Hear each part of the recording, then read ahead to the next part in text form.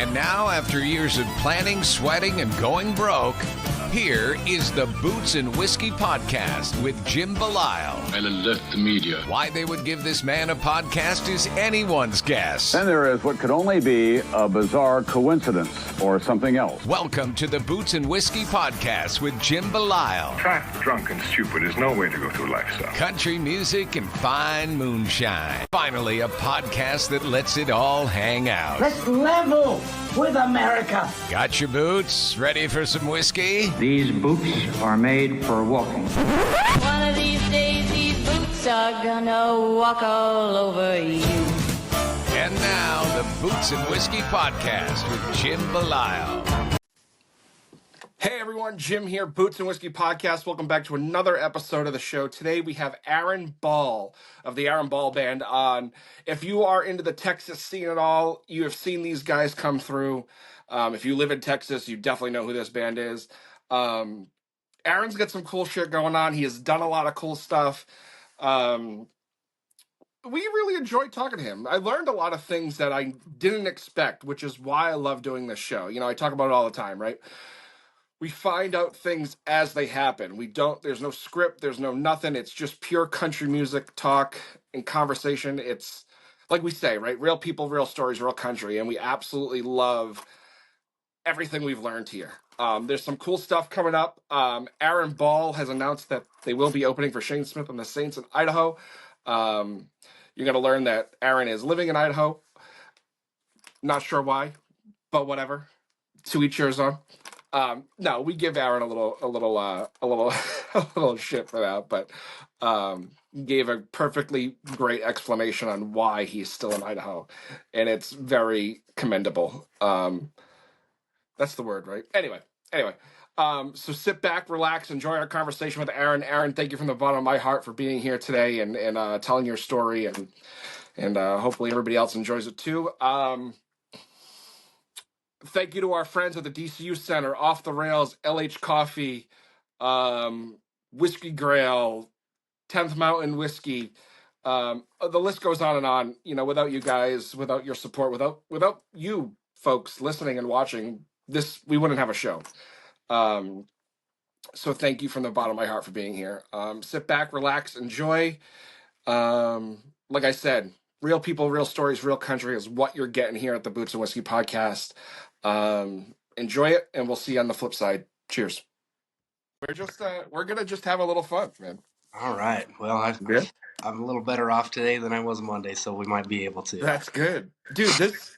This winter, the sickness so far, like after the holidays, has just been brutal.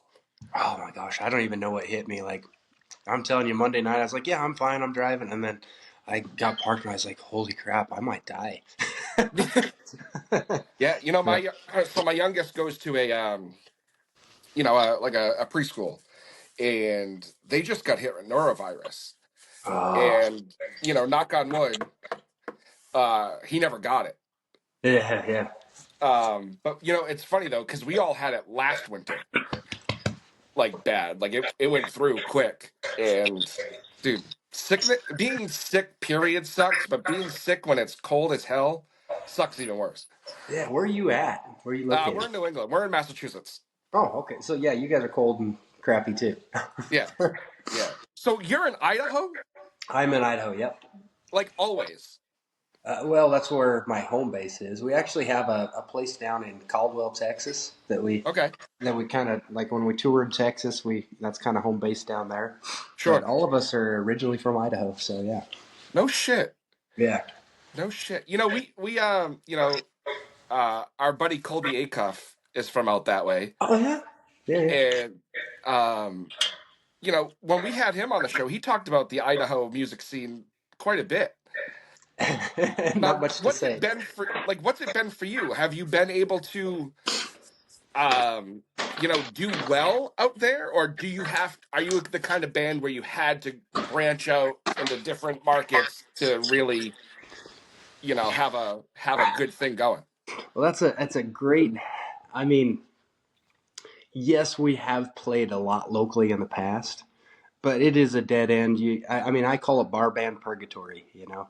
And that's really what you hit is just that bar band purgatory. Like, okay, at some point in time, we're done just playing crappy covers for 5 hours a night on Friday and Saturday nights. And the music scene is really, it's a lot weaker than it was even.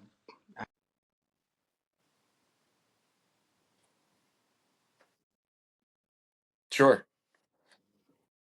In the last 3 years, we've played probably 70% of our shows are out of state. Yeah. And we've kind of in the last year and a half or so found this niche of like Canada really seems to like what we do, and Texas. So yeah, we tour. This year's kind of already gearing up to be the same. We'll tour 3 weeks in February in Texas, and then 3 weeks in March in Canada, and then come home and take April off, and then do the same thing May, June, July, August, and so it's just kind of so. As far as the scene around here, there is a bit of stuff going on in the Boise area, Treasure Valley area, which we're on the complete opposite side of the state from that. So what goes over really well in our southeast Idaho would be like Bret Michaels and any of that, butt rock stuff. Like if you're in a butt rock band, you can really, yeah. So we played with no shit. Like Jason Boland was probably the biggest show we did last year, playing with Jason Boland in Idaho. Okay, and it was still just a few hundred. It's not a big show, but it's an interesting place. Certain styles of music do really well. There is kind of an underground country thing that's growing. There's some band like Shane Smith does awesome out here. Like people love Shane. Does. But he kind of started. Some of his songs, like that song "Mountain Girl," that's about Mackay, Idaho, at the rodeo, up there, which we played the rodeo a dozen times in Mackay. That's kind of where he got to. I think really he got to start in this area.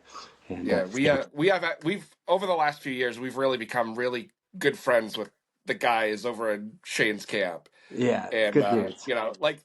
It's funny because it's like I'll text some of those guys in the band or in the crew, and it's like just to hope everything's well. Yeah. And we're really trying to get out. They're playing Red Rocks again in May, and that's awesome. I think I'm finally gonna bite the bullet and go. That's so cool, man. Have you been to Red Rocks before? I haven't. No. No. Have you? I've been to the amphitheater, but no, I've never played there. I'm not. Well, you could have just lied about I played there. Maybe someday. Yeah. That's it's on the bucket list for sure. So yeah, if Shane's guys are listening, maybe we can. Right. So for the style of music you do, right? We have become at this show we're trying to be a little more heavy focus on that red dirt, real country music, as I call it, right? Right. Yeah, I'm with you. So how did you get, this? The sound of your voice is the sound of your voice, right? But how did you, being from Idaho, go? You know what? This is the kind of country music I want to sing. Well, it's.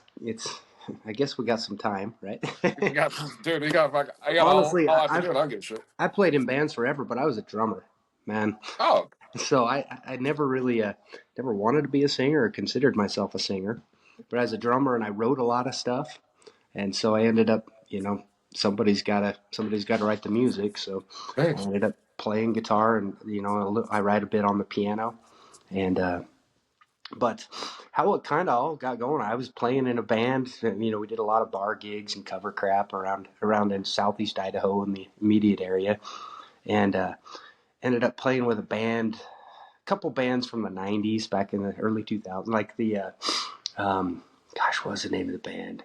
Blessed Union of Souls. Oh yeah. Better Than Ezra. Remember those guys? Oh, I love Better Than Ezra. So I got to be really good friends with Tom, their bass player. Okay. And so I recorded my very first record with Tom down in New Orleans, and anyway, one of the songs on there was a song called "Second Gear." Yeah. That apparently struck a chord with some people, and it ended up like it was being played on some radio stations, actually terrestrial stations around this country, and it ended up doing really well in New Zealand and Australia. In fact, I guess it became a number one. It got charted at number one in New Zealand. No shit. And I ended up moving to New Zealand. I kind of got hooked up with a guitar company that was trying to push their brand in the South Pacific and working on some other markets. And I got hooked up with them, and they're like, well, if you want to work with us as a rep, we can send you to Australia or New Zealand. I'm like, I'd die to go live in New Zealand. So I ended up moving to New Zealand as a kind of a represented artist, and it just flopped. It was, you can't make any money as a musician. And anyway, my music was doing really well down there, but being an American, they're like, oh, where's your cowboy boots? Your country. And I had never before really considered myself a country artist, Okay. But the more I realized, it fits me better. Like, we've never really been a rock. We've never really been pop. We've always kind of been a huge question mark when it comes to the defining genre. And so I was in New Zealand for a while, came back to the States, and I guess I kind of was told I was country. I came back here, and I'm not country enough to be. I mean, we're not Nashville style country. We're Which definitely is fine. Yeah, it's totally fine with me, especially nowadays. But and I started listening to guys like Koe Wetzel and William Clark Green is probably one of my favorites still. I mean, we he's did awesome. a little run with him last year, and I was like, holy crap! I think he is one of the best songwriters, and written some of the most amazing songs out there. But I'm like, these guys aren't really country either, they're different in a way that I like, and especially old Koe Wetzel, man, that's more like 90s alternative than it's country. It For sure sure. is. And it's like, that speaks to me, and I started realizing there's some Idaho bands that are kind of the same way, like Reckless Kelly, Mickey and the Motor Cars.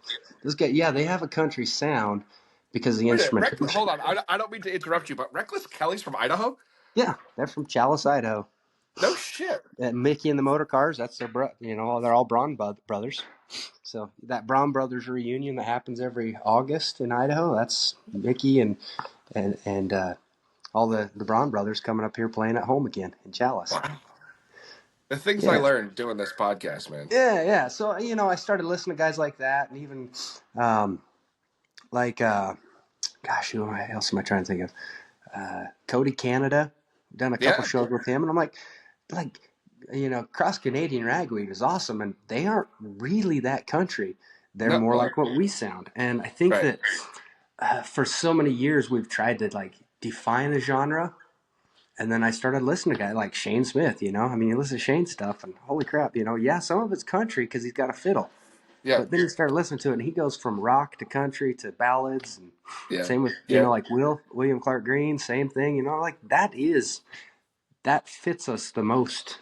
And that's really where we got our definition from, is the modern music, I guess you'd call it country. Red Dirt isn't. Yeah, it's funny. It's funny you say that about Shane, because not to pull the curtain back too much, but the last time Shane was here, we were sitting in a bar and having some drinks, and I said to him, we were just shooting the shit, and I said, Shane, you're my favorite country band in the world. And he looks at, and he gives me this look, because we've talked about it several times, right?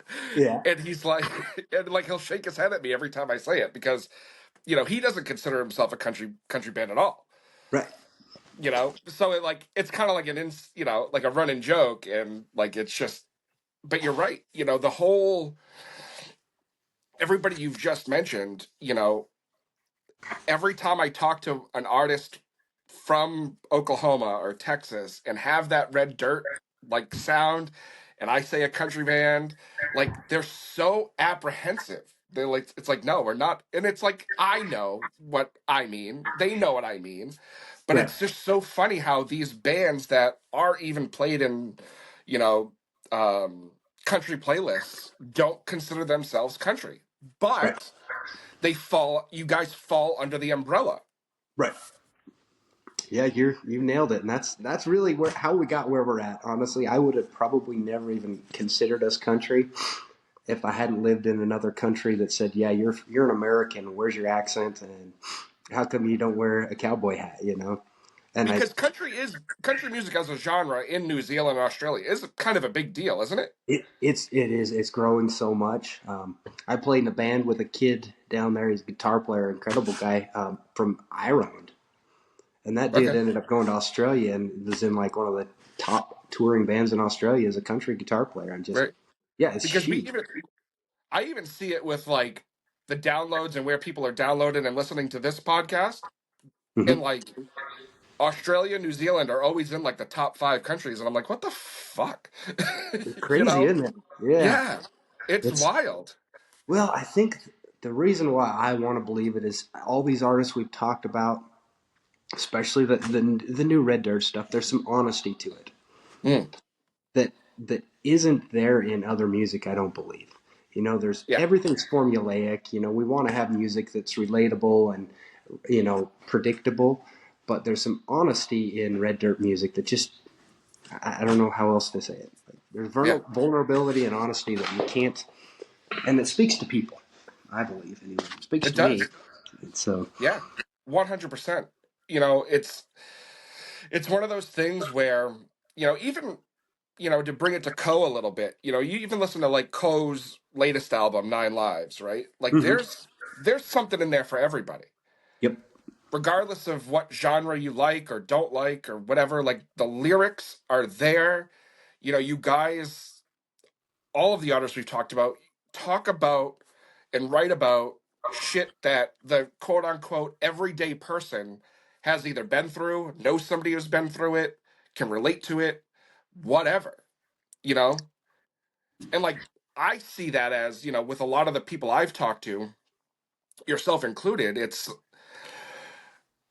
those songs are coming from somewhere because at the end of the day, regardless if you're touring the country, you're touring Texas, you're touring Oklahoma, you know, a lot of these guys and girls for so long still had to work some sort of 9 to 5 to get to where they are now.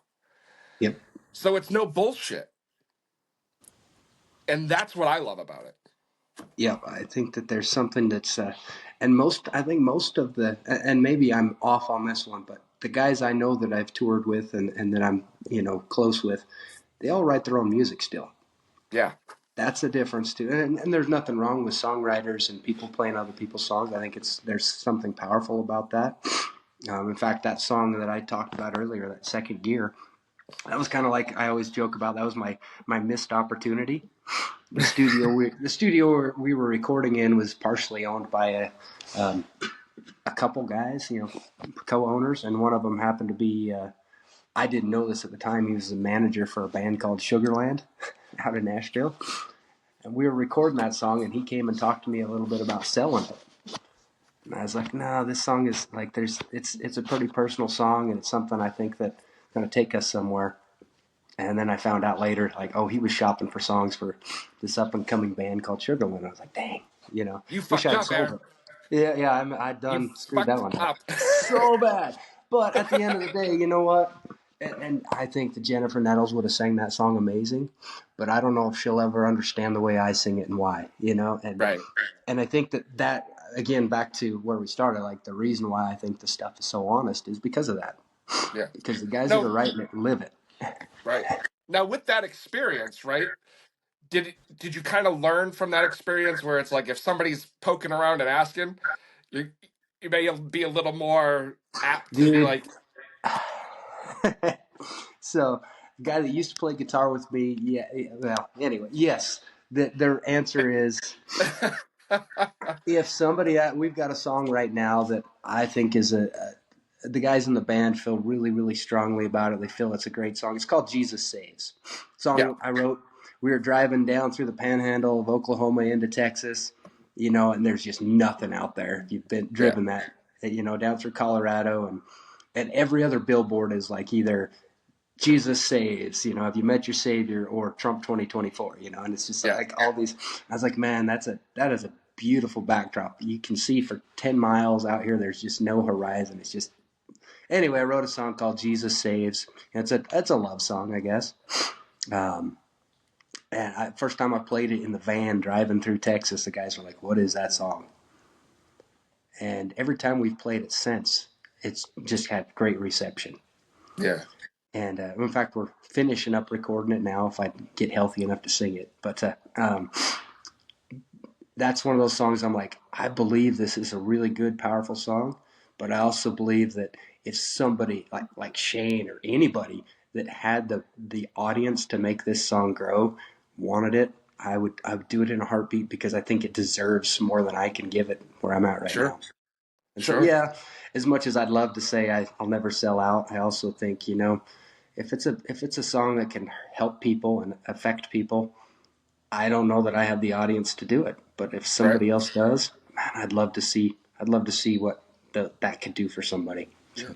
I mean, you say about your audience, right? But like I do a little digging now when I have the time, right? And I've always historically said that I don't look into my guests or my art, whatever. Because like I want the conversation to be this. I want it to be authentic. I want it to be real. I don't want to be like, oh, I knew he was going to say that, right? Mm-hmm. Because that's fucking boring. But like I was looking at some of your numbers through, spins and all that. Like you're not just getting nothing, right? Yeah, I mean Right. you're getting something. It's not Yeah. just So like where when you go out and play, forget about your own shows, right? But like, can you pinpoint a moment where it's like you were out on the road, maybe even with somebody else, that was like, okay, this is where it shifted? I don't know if I can. Okay. I can tell you that there's been some moments in the last year where things have shifted personally for me, and things have started to make sense more. And it's more like we did a show. It was actually the show we did with Jason. One of the shows we did with Jason Boland last year. And of course, we played our set, and I was sitting out in the audience, getting ready for them to get fired up and excited to hear Jason. And this woman come up and sat down next to me. And she said, "Can you tell me about your song, Second Gear?" And then just broke down in tears. Yeah. And just started telling me what it meant to her. And I can tell you, as far as like how many people hear or how far songs go, like that moment right there is like, it doesn't matter. Like this person, it mattered to. And I've had a lot of those kind of experiences over the years, but this one was really powerful for me because as an artist, I've quit music more times than I can count. Because you got to just learn how to deal with failure and rejection to be any good at this. Yeah. And that was one of those moments where it's like, all right, maybe it's okay regardless of what happens. Like somebody's gotten something out of this. And so, yeah, I don't know if that answers your question, but yeah, no, absolutely. It's to me, it changed my perspective of, okay, I don't care if we have 500,000 streams or 50 million streams, because that one stream from that one person changed their lives. And man, that's what I do it for. Right. No, let me ask you, as a songwriter, and this is different for everybody, I'm sure, but like when you sit down to write a song, are you chasing something or are you just writing whatever is coming out? What I mean by that is like, are you trying to chase like, a quote unquote hit, or are you just writing whatever feels right? Honestly, that's probably my biggest downfall is I'm not writing with a purpose. I'm writing what comes, I've got hundreds of half finished or mostly finished songs that I just haven't had the inspiration to finish. Yeah. And it seems like every song that we do, we perform or we record or we take out and do is something that just happens. And I've, as a songwriter, we got a guy that's toured with us a little bit as a bass player. That's one of these songwriters that he'll sit down and he'll do 3 pages of a backstory before he starts writing a song.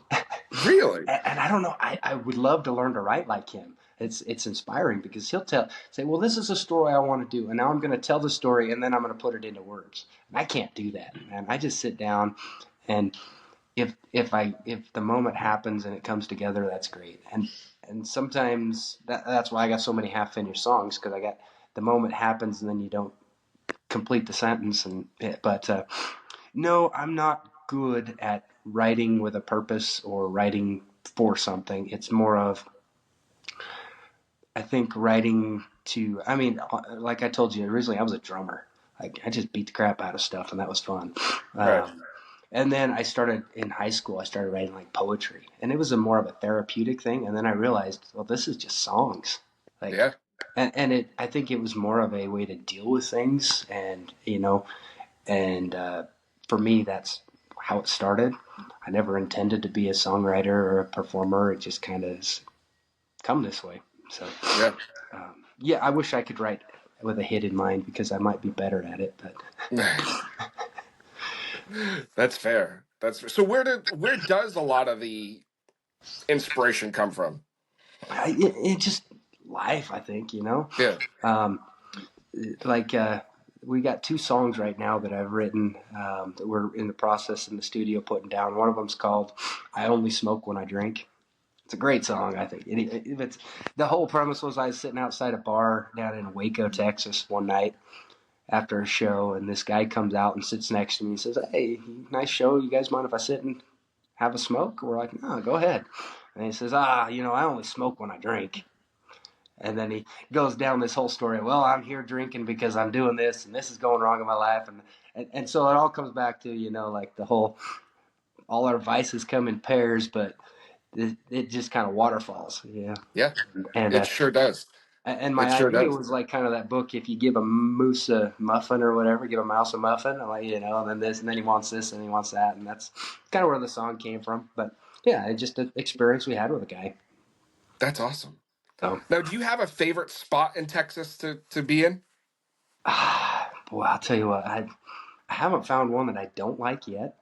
I love That was going to be the next question. I was going to say, is there a spot in Texas you don't like? No, I mean, I could name some places that haven't been good to us. Sure, I'm sure. But Yeah. but everybody could, But for the most part, as a musician, like people, the way we really broke into Texas, and Texas is a difficult state to get into as an artist, especially like being from out of state, and like we don't claim that we're Texans, we're not. We'll never be Texas musicians, but we claim Texas as our second home, kind of at this point in life. Yeah. But the way we got started there is David, our keyboard player, and myself worked for Carnival Cruise Lines for a while. No shit. Yeah, we were like a duo on a ship. So, and one of these just random things that happened again. We had a song called "Certainties" that I recorded, and it got a little bit of attention, and we got a call from a booking agent, like a management agency, that says, "Hey, you guys got an award for this song. Would you like to go to Japan and play?" We're like, duh, yeah. So we were in Japan for a few weeks on tour. And while we were in Japan, we got a call from somebody else who said, "Hey, Carnival Cruise Line is looking for country artists. Would you guys like to go work for Carnival?" And we're like, yeah. So we ended up, after we got home from Japan, a couple weeks later, we ended up on a ship out of Galveston. And we just, for whatever reason, our personality, our music, and the way we conducted ourselves really struck a chord with, primarily Texans out of Galveston on a ship. Yeah. And we made so many friends and so many, good people. And then right after we got off the ship, the whole COVID thing happened. And we were sitting at home going, "This sucks. We need to get out. We need to be with people." So we just packed up in Dave's car and drove down to Texas and started playing house parties for all these people we knew. Most money I've ever made playing music ever. I'm sure. In 2 weeks of just playing in people's living rooms and backyards, Right. And in Texas at the time, nobody gave a fuck. They were, it was like Idaho. We didn't really care, but, you still had to be careful. But, yeah, Texans were fantastic. And ever since then, it's just kind of been like, all right, this is where we're coming. We know people, and it's grown and grown over the last few years. And our manager has really picked up our booking, and it's been good to us. So we've been fortunate. That's all I can say. Has there ever been a talk or a thought of just making Texas home? Yeah. In fact, that's been on my mind for quite some time. I would love to relocate there and live there, but I got kids and family, and my wife and I almost did it about twice in the last year. But I'm old, man. Let me tell you how old I am. My oldest son had a baby last year. Oh, Which congratulations. makes me a grandpa. Now, Oh, he was a little young to be having a kid, so I'm not as old as that might sound, but I am a grandpa. And you know what? That again, like I say, perspective changes in the last year for me personally. Like, yeah, I want to live in Texas. I want to be around people that really appreciate what we're doing a little more. And yeah. but I also love that grandbaby, man. He's Yeah. he's No, way better absolutely. than a kid. So anyway, Absolutely.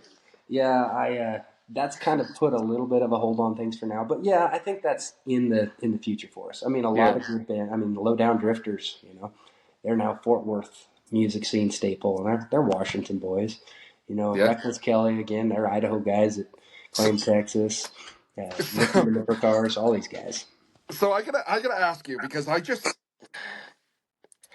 so this guy that wrote this book is going to be on this show. We're trying to figure out a date and time. But have you heard of this book, Red Dirt Unplugged? I have not. No. All right. So it's all about the Great Divide, Wyatt Flores, Southall's in here. Josh Malloy, J.R. Oh, yeah. The list goes on, right? Yeah, right. Yeah, great guys. And it's funny because it's like I started reading this, and I'm not much of a reader, right? Mm-hmm. And like I can't put this book down because it's a lot of the bands and artists we've already talked about are in this book, and like almost like their story. Not like super in detail about their story, but enough for you to like want to keep reading. I'm gonna have to check it out now, dude. It's freaking awesome so far. Like you say, it's Red Dirt. Say that again. Right, it's Red Dirt Unplugged. Yeah, I'll fucking put it up. I don't give a shit. Yeah, put it up on the. That's awesome. Yeah, I'm gonna have to check that out. Yeah, it's so good. And the author got a hold of me on Instagram and was like, "Hey, can I send you this book?" And I was like, honestly, I was like, "Sure," but I'm never gonna fucking read it, And then I got it, and I was looking at it, and I didn't know much about it because, again, I don't do my research. It's probably a downfall. It's probably a red flag for some people. But then I got it, and I was flipping through, and I was like, I need to read this, and I haven't been able to put it down. It's so good. That's awesome. Yeah. So check it out because it talks, Red Dirt it talks about Unplugged. he talks about the Great Divide and like their rise and fall, and it's quite interesting. That is cool. Yeah, I'm gonna check that out. There's another one actually I just read not too long ago. You might like too. It's called It's about a band called Watershed. Okay. And the title's escaping me now, but it's the subtitle is like Life in Minor League Rock and Roll. And oh my gosh, it's this band called Watershed that in the 90s, like who was Sixpence None the Richer and Ben Harper and all those guys were like opening for these guys. Really? And then they just kind of didn't quite make it. Got stuck in the minors, and it's just, and it's great touring stuff. Talking about everybody's position in the van when you're touring and how you load the van. Just everything anyone musician that's ever toured in a van and a trailer knows exactly what it's a great book. So. Yeah, well, this book kind of like inspired me a little bit because I was like, I could probably, not that I would, but I could probably put together a book based on these episodes that I've done. Yeah, I bet. It's awesome. There's some things, over the last 3 years now where it's like, I've talked to artists and like things that were said and whatever, like there's a lot of insight that at the time of the conversation, you don't necessarily realize until the conversation's over. I've done that a million times where it's like, I'm talking about something, shooting the shit. And then it's like the call's over and it's like, ah, shit, I should have asked about that, or I should have did this, or I should have did that. But you don't really know until it's over. Yeah. You got a cool job, man. What you're doing is awesome. I mean, it's all right. Yeah, right. It doesn't pay any bills, but it's you think that touring in a van does? Shoot, we still all got day jobs, man. Yeah. I used to have this bumper sticker that said "Real musicians have day jobs," and I guess that's So, all right, let me ask you this, because this has been coming up a lot lately, right? With your touring schedule and all that, how do you hold, a day job doing all that and being Well, gone for a month at a time? I don't have a day job anymore. Oh, So, good for you. I mean, I do, but I don't. So I'm kind of an independent contractor, and I do some consulting. And like, I used to be a mechanic, and then I taught mechanics, and then I worked for Caterpillar as a trainer, and so now like I go around and do a little bit of that on my free time. I work for a couple other like heavy equipment industry kind of things, and so I still have work because I have to pay the mortgage still. Yeah. But the rest of the guys, so we typically tours a 3-piece just because of money anymore. Yeah. So we got a keyboard player, and his left hand is our bass player. And David Bowman's his name. He is like a manager of some radio stations. Okay. And so, it kind of started when we went on the cruise ship. He kind of quit. And then they realized how valuable he was. So they give him a lot of latitude in how he schedules himself. And that works out really well. And then our drummer, his name's Jared Smith, killer, great guy, phenomenal musician. He works with troubled and disabled youth.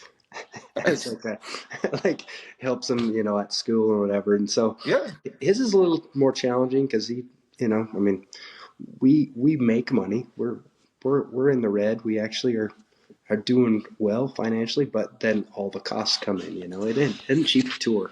This last year we bought ourselves a bus. We own all our own gear, and so we're self-made.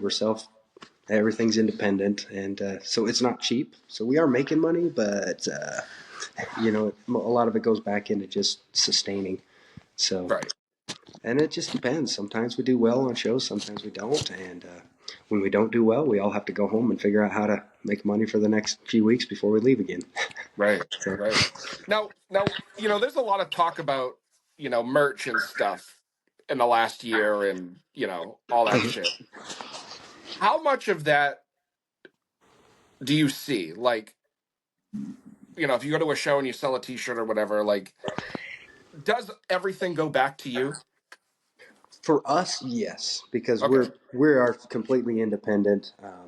We've played a few shows where the contract has said, like the venue, if they provide a merch person for us, they take a percentage of it. But we've been fortunate so far; we haven't had any writers or contracts where we've got to pay a percentage of our merch. Part of that comes with just being nobody, small time people that we don't sell enough merch necessarily. But I mean, this was probably our best year for merch ever this past year, and we did fairly well. Nice. But yeah, we haven't run into a problem with it yet. Yeah. It happens once we start making money, then somebody's going to want a piece of that pie. Oh, sure, of course they do.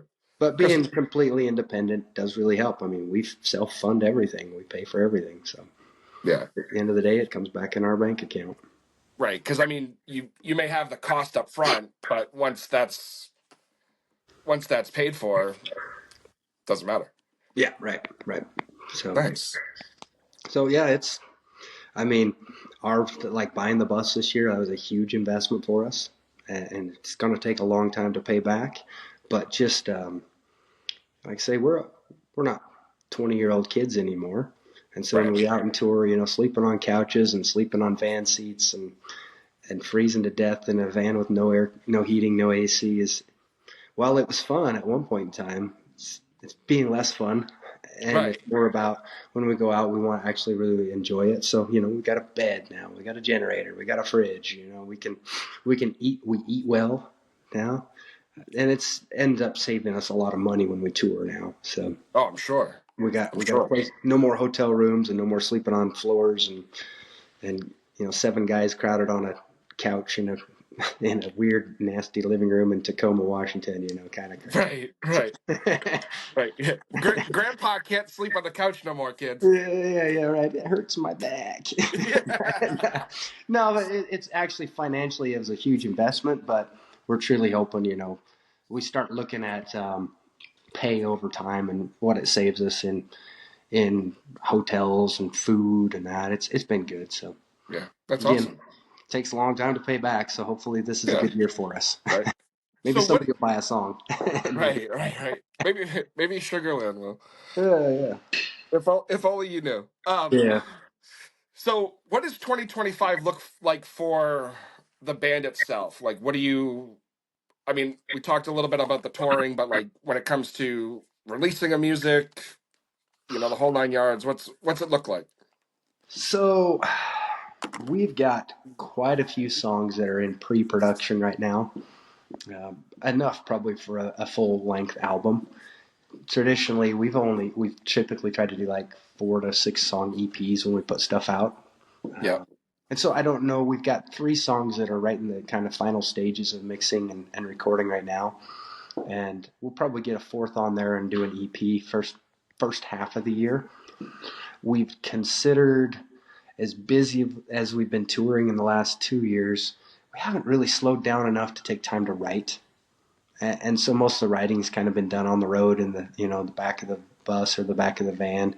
And we started talking actually just last week about maybe come fall we slow touring down and take a couple months to just focus on writing and recording towards the end of the year. And I think that's probably on the docket, depending on how things pick up. Right now our touring schedule's pretty good through October. And so we talked about maybe in October we take a couple months to just go back to creating. Nice. So Nice. So it's not sure yet.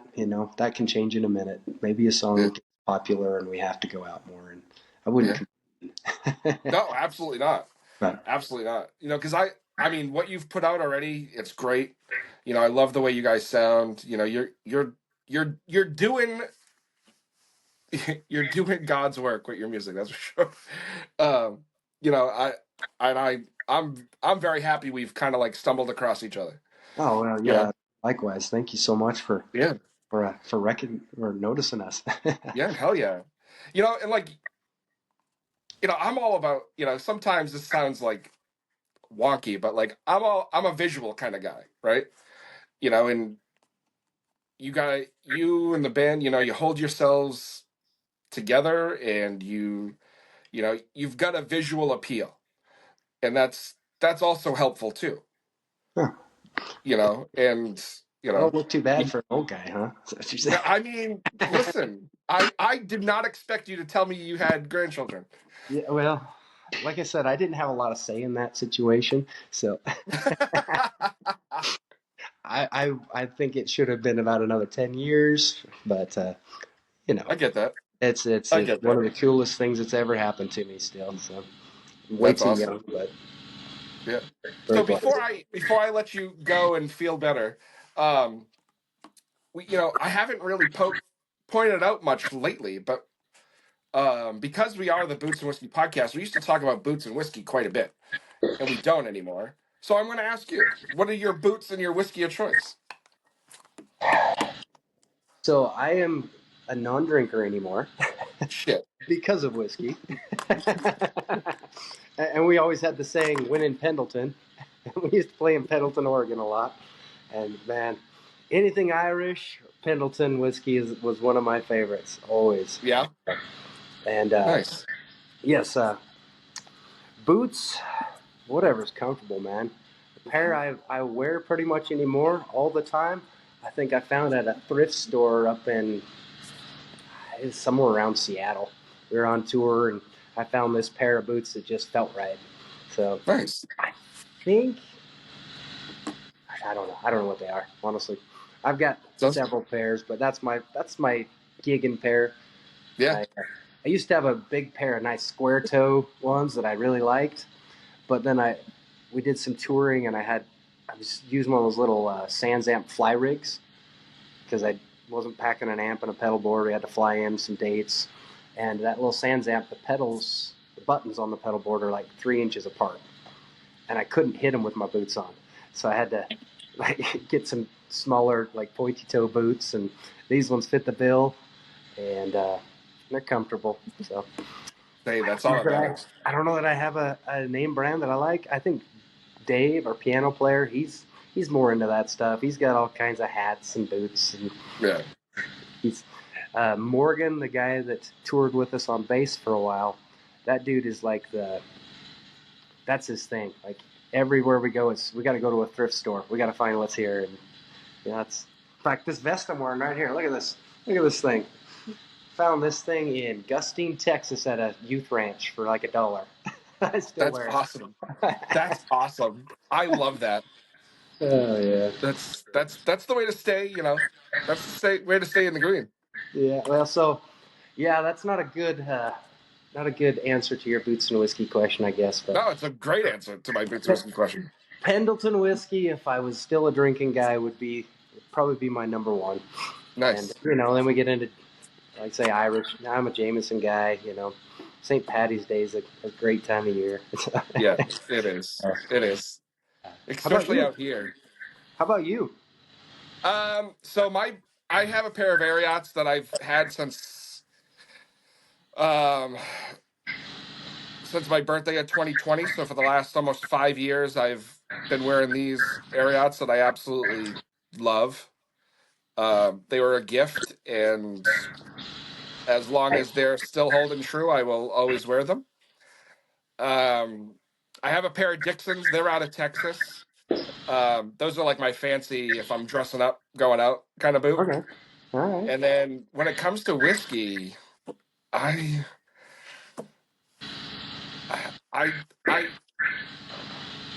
haven't found a whiskey I haven't liked. Well, that's why I don't drink anymore. Yeah. Yep. Yeah. We'll just go with that. Yep. I do like rye a lot. I haven't, I'm a big rye guy. Like Bullet Rye is my go-to. All right. But yeah, I like anything that's coming out of Buffalo Trace for the most part. Even though it all kind of to me tastes the same, but and people don't like that. They all take the same, right? That's true. It's very true. Yeah. It usually after the first one, it's like, all right. Who cares? Yep. Just give me something to get me drunk. Something to get me there. Yep. I'm not a beer drinker, so. No, me neither. I mean, I can have beer, but as I've gotten older, I can't do it anymore. Yeah, most guys are the other way around. They're like, I can't do the hard stuff anymore. Like, no, me, it's totally different. All I can do is the hard stuff now. Yeah. Oh, sorry, my dog thinks she's. It's all good. I've got a three quarters English pointer here. She used to be a full English pointer until she got hit by a car. Now she lost a leg. Jesus Christ. Well, I think on that note, that's the best way to end this. Oh man, thank you so much for talking Aaron, with us, man. You're the man. I appreciate you. I'm glad you're feeling a little better, and I hope to hopefully we'll see you down the road at some point. I absolutely hope so. Let's talk again soon, man. Sounds good, buddy. Thank you so much. Cheers, bud. Bye. There you have it, everyone. Our conversation with Aaron Ball. Again, Aaron, from the bottom of my heart, thank you for being here. I know this was a little shorter of an episode this week, but it's what happens sometimes. Sometimes it's half an hour, sometimes it's an hour, sometimes it's 3. You never know. People have lives, man. People have lives and other shit to do other than talk to me, which is mind-blowing, I know. But here we are. So again, Aaron Ball, thank you. Again, go check out his music. Now that you know the story, the songs make a lot more sense. And that's what we do here. And that's why we do it the way we do. Next week, I'm not sure who next week's guest is yet. Because I want it to be one person, but I'm not sure because we're trying to time it with his new EP release. Next week will be somebody. And then the last week of February will be somebody else. I can't tell you who, but it'll be somebody else. So sit back, relax, enjoy everything that's coming. We have some cool stuff coming. Next week, we're going to see Aaron Watson. We also have PBR coming up, hopefully. Yeah, we got some cool stuff coming. So sit back, relax, sit tight, enjoy everything. And, cannot leave without talking about the ass kicking the Eagles gave the Chiefs last night. Holy shit. So that means new Zach Bryan music is out. Go check it out. And that's it. Until next week, guys, keep those boots on the ground and the whiskey in the glass. Cheers, y'all.